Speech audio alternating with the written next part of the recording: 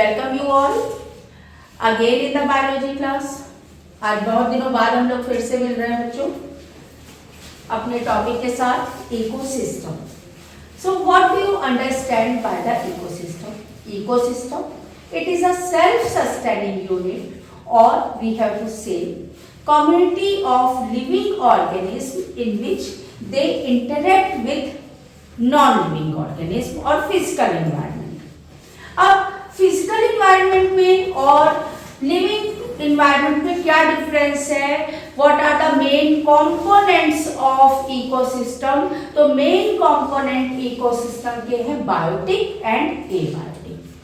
What do you understand by the biotic and what do you understand by the abiotic? Biotic means living and abiotic means non-living. Okay, so biotic components and in ecosystem both the components they interact with each other. आपको पता है biotic component की अगर मैं बात करती हूँ, सबसे पहले यहाँ पर हमने बात कर ली प्रोड्यूसर की बच्चों। प्रोड्यूसर, अब आखिर ये प्रोड्यूसर क्या है? प्रोड्यूसर वो है जो अपना फूड खुद बना रहे हैं, और अपना फूड खुद कौन बनाता है? That one is the green plants. Green plants आपको पता है they prepare their food by the process of photosynthesis, और they prepare their own food, इसीलिए इनको हम ऑटोट्रॉप्स भी बोलते हैं। ऑटो मीन्स सेव, ऑटोट्रॉप्स।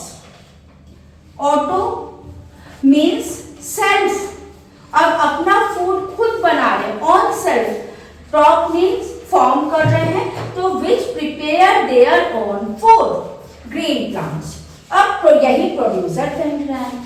अब इनको मिलती है सनलाइट से हमारी क्या एनर्जी। यहाँ पर एक क्वेश्चन आपके पास ये भी आता है कि how we have to say कि sun play a important role in the ecosystem, कैसे एनर्जी फ्लो में हेल्प करता है? तो बेटा sunlight, sun is the ultimate source of energy. Sun provide करता है एनर्जी, तभी प्रोड्यूसर हमारे अपना फूड बनाते हैं। आपको पता है ना ग्रीन प्लांट्स में हमने बताया है कि ग्रीन प्लांट्स को क्या मिलता है? एयर। जो अगर बात करते हैं लीफ में प्रेजेंट होता है क्लोरोप्लास्ट, जिसमें प्रेजेंट होती है क्लोरोफिल। अब क्लोरोफिल पिगमेंट की प्रेजेंस में रूट एब्जॉर्ब करता है क्या? वाटर एब्जॉर्ब करता है। एटमॉस्फेयर से मिला कार्बन डाइऑक्साइड, सन से मिली सनलाइट। इन सब की प्रेजेंस में प्लांट अपना फूड प्रिपेयर करते हैं bye the process of photosynthesis. That's why they are known as the producers or autotrophs. ये पॉइंट देखा सबसे पहले। तो यानी कि देखा जाए प्रोड्यूसर तो अपना फूड बना रहे हैं बच्चों, अब लेकिन इनके ऊपर कंज्यूमर्स डिपेंड। अब देखो यहाँ पर देखा तुमने कि प्रोड्यूसर कैसा है? ग्रीन प्लांट कैसे? लिविंग कंपोनेंट है, लेकिन ये डिपेंड है non living component, non living जिनको हमने कहा एबायोटिक। कैसे डिपेंड है? अब कार्बन डाइऑक्साइड है, फिजिकल एनवायरनमेंट में आ रहा है, एबायोटिक कंपोनेंट में आ रहा है।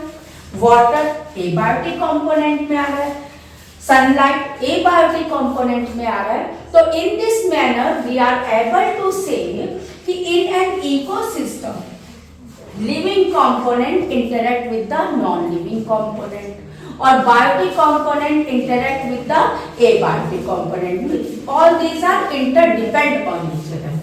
Got it? तो डिफरेंस आपको समझ में आ रहा है बायोटिक और एबायोटिक कंपोनेंट में।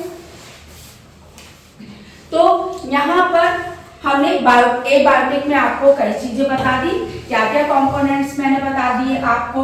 यहाँ पर मैंने बताया एयर की बात अगर हो गई, लाइट की बात हुई, टेम्परेचर की बात हुई, ह्यूमिडिटी की बात हुई, रेनफॉल। अब आपको मालूम है हमारे काफी प्लांट रेनफॉल के ऊपर डिपेंड है। रेनफॉल अगर नहीं होगी तो क्या प्लांट सरवाइव कर पाएंगे? नहीं कर पाएंगे। एयर, तो ये सारे हमारे एबायोटिक कंपोनेंट में आ गए, जिसको हम फिजिकल एनवायरनमेंट में लेते हैं। और जबकि बायोटिक कंपोनेंट में यहीं पर मैं बात करती हूँ प्रोड्यूसर, तो मैंने बता दिया बच्चे।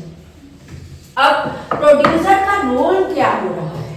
प्रोड्यूसर सबसे पहले ये क्या कर रहा है, जो सोलर एनर्जी मिल रही है उसको ये कन्वर्ट कर रहा है केमिकल एनर्जी में।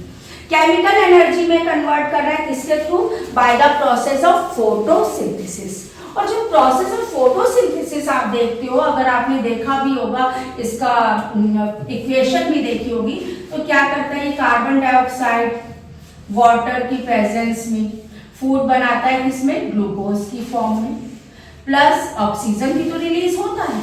तो ये फोटोसिंथेसिस के प्रोसेस में यहाँ पर सनलाइट और क्लोरोफिल की प्रेजेंस जरूरी है। तो अब उसकी प्रेजेंस में फूड फॉर्म कर रहा है ग्लूकोज की फॉर्म में, plus as well as oxygen भी रिलीज हो रही है, ऑक्सीजन बाय प्रोडक्ट हमारा रिलीज हो रहा है। तो ये सारा वर्क कौन कर रहा है? ये सारा वर्क हो रहा है किसकी वजह से? हमारे प्रोड्यूसर्स की वजह से। फंक्शन हो गए प्रोड्यूसर के, एज वेल एज ये एक फाउंडेशन फॉर्म कर रहा है इकोसिस्टम में। क्यों? क्योंकि यहां से जो फूड को खाने का सिस्टम है, process of eating and being eaten, ये स्टार्ट हो रहा है प्रोड्यूसर से ही। अब प्रोड्यूसर को ही कंज्यूमर खाएंगे, और कंज्यूमर में सबसे पहले बच्चे आएगा क्या? Primary consumer.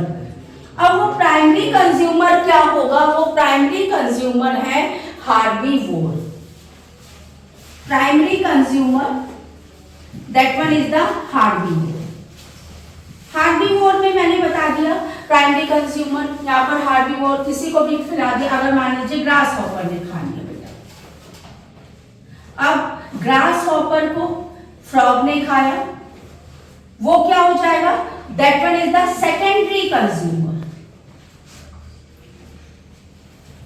फ्रॉग को स्नेक ने खाया, that one is the tertiary consumer.